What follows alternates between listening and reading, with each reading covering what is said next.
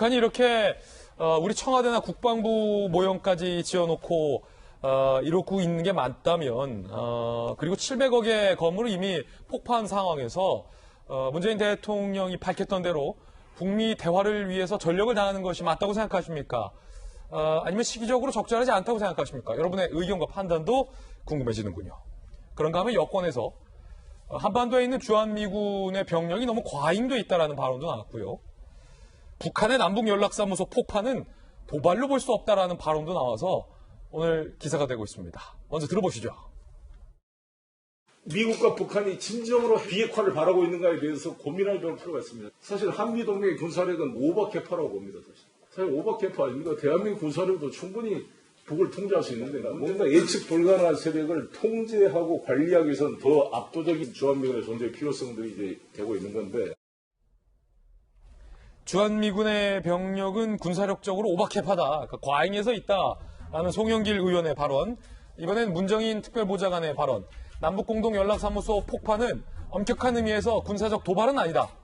북한 총참모부가 말한 군사행동인 개성, 금강산 군사 배치, 민경 초소 복원 등은 북한 영토에서 이루어지는 건데 그걸 도발이라고 하니 정경두 장관이 뭐라고 하는 것이다 라는 발언도 나왔습니다. 서재영 부대, 이 두 분의 말씀을 우리는 어떻게 이해를 해야 할까요? 그러니까 지금 사실 안보에 있어서는 다른 영역보다 가장 우선시되는 것이 사실 국익이잖아요. 예, 국익에서 좀 이제 해석하자고 하면은 문정인 특보 같은 경우에는 이제 도발이 아니다라고 한 게 이제 정치적 의미, 즉 이제 공격이라든지 어떤 그 군사적인 그 이면에 목적이 있을 것이라고 이제 생각하는 것 같고, 송영길 이제 외교통일위원장 같은 경우는 사실은 주한미군의 오버캐파는 제 개인적인 생각인데, 이게는 오버캐파라고 하더라도 저희가 지난번에도 이슈화됐던 주한미군 철수할 때도 28,000명이 감축시키기 위해서는 미국의 의회의 승인이 있어야지 떨어지잖아요. 이게 현실적으로 불가능한 것인데 왜 이런 이야기를 한 것이냐 하면 사실 북한에 대한 명분, 즉 공격 전쟁에 대한 그것도 살리면서 이 부분은 사실 미국이 이제 비건 특사가 대한민국을 오는 상황에서 두 가지 목적이 있잖아요. 네. 첫 번째는 뭐 북한과의 관계지만 그 다음은 사실 주한미군 방위비 문제도 있거든요. 이 부분에 있어서 매년 뭐 10%, 20%도 감당하기 힘든데 최초에는 5배까지 요구했기 때문에 이 부분은 저는 전략적 협상 차원에서 오버캐파라고 얘기했지 않았을까. 그렇군요. 개인적인 생각을 한번 전해드리고 싶습니다. 이제 김용주 선배님, 김용주 의원님, 네. 얼마 전에 우리 국방부 장관께서도 9.19 합의 파기가 아니다, 저 700억 건물 날린 거 논란이 됐었는데, 네. 문정인 특보의 발언, 이 군사적 도발을 볼 수 없다. 이게 도발이 아닙니까?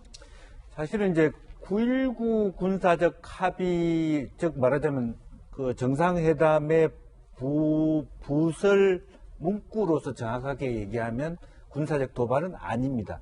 그게 뭐냐면 이 남북 적정지대 몇 킬로 이내의 육지, 해상, 공군 영역에 대한 말하자면 군사적 어떤 비군사화를 정확하게 지적하고 있어요. 북한 영토에서 일어났기 때문에. 예. 그러니까 적경지대에서 남 5km까지의 초소, 그 다음에 하늘, 바다에 대한 명분이 정확하게 있습니다. 그러니까 그렇다니까 엄격한 의미에서의 군사적 도발. 9.19 군사합의 안에 바뀌다는 의미인데, 사실은 그런 의미에서 보면은 통일부 장관이 이거는 도발이라고 얘기를 할 수 있어야 돼요. 오히려? 예.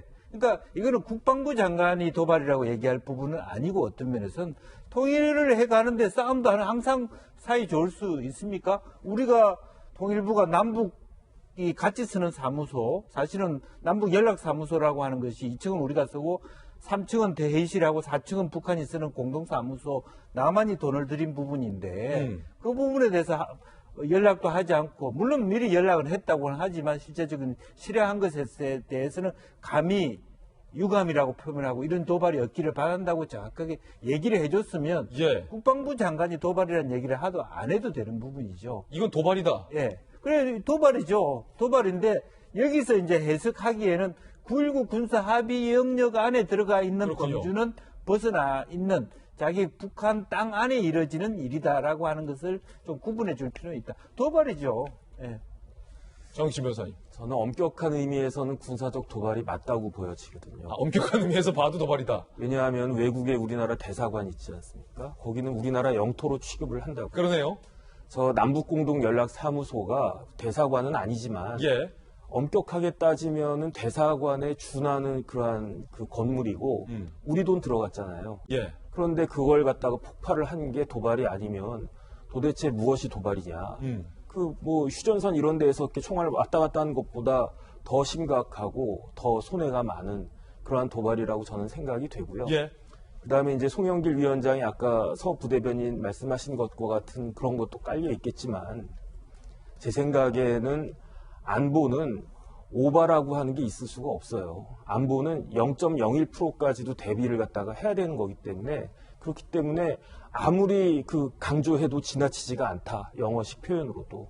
그게 제 생각이고 그다음에 만약에 정말로 그렇게 이제 국방비 같은 것들이 그렇게 과잉되어 있다라고 하면 그건 북한이 과잉된 거죠. 이게 왜 우리나라가 과잉이 된 겁니까? 우리나라 경제나 뭐 이런 것들로 충분히 감당할 수 있는 범위에서 충분히 막기 위해서 이걸 갖다가 한 건데 북한 같은 경우는 자기네들이 감당할 수 없는 만큼 한 거니까 예. 오히려 북한이 오바 아닌가 저는 그런 생각이 듭니다. 그렇군요. 송영길 의원은 지금 국회 외교통일위원장이에요. 굉장히 막중한 자리에 있고 그다음에 그 외통위원장이 하는 얘기들이 우리나라에서만 이게 소화가 되는 게 아니라 국제적으로 다 영향을 미치게 되는 발언들인데 저런 얘기를 하고 그다음에 문정인 특보 같은 경우는 뭐 국민들 모두 다 아는 것처럼 대통령한테 그 남북 문제나 국제 문제에 대해서 영향을 주고 있는 그런 사람 그런 분인데 이 두 영향과 그다음에 그 많은 메시지를 던지고 있는 두 사람의 인식이 저런 상황이라 저희가 걱정인 거는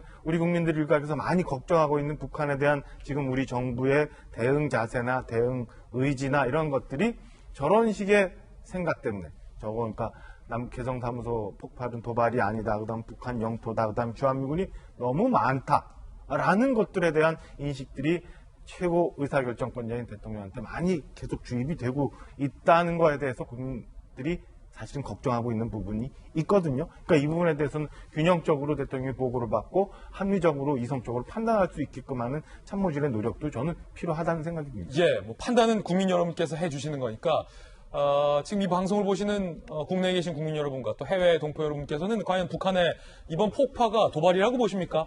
아니면 엄격한 의미에서 도발이 아니라고 보십니까? 여러분의 의견도 지금 실시간 댓글창에 남겨주시기 바라겠습니다. 그런가 하면 얼마 전에 논란이 됐었던 6.25 기념식의 행사와 관련돼서 청와대 반박이 나왔습니다. 유해가 소품이냐 청와대 반박.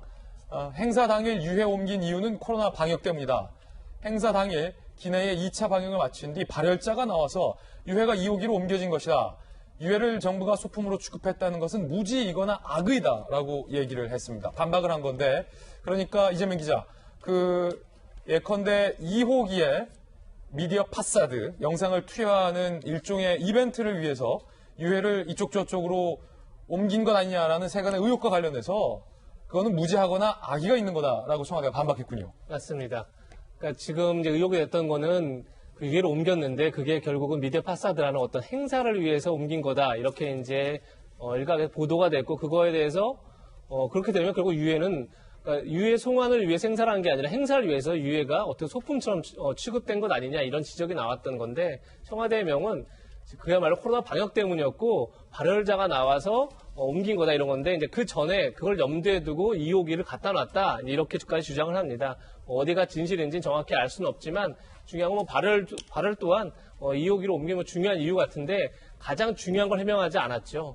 그럼 2호기를 옮겼으면 2호기를 옮겼다는 걸 설명했으면 되는 건데 사실 그걸 왜 설명하지 않았는지 그 부분에 대한 해명이 없었던 건 좀 아쉬움은 남습니다. 그리고 유해를 과연 어떻게 예우를 갖춰서 하루 정도 유해를 모셨는지에 대한 설명도 하루는 그 1호기에 있었다고 설명을 했죠. 1호기 동안 하루 정도 있었고 그 다음날 옮겼다. 그러니까 어디로 옮겨 다니겠던 게 아니다 이렇게 얘기를 했었는데 그것도 마찬가지죠. 오자마자 그러면 누군가는 어쨌든 그 유해를 맞이해서 써야 되는데 과연 그런 행사가 있었는지 거기에 대해서 해명은 없었었죠. 그렇습니다. 청와대 추가적인 해명 나오면 전해드리겠습니다.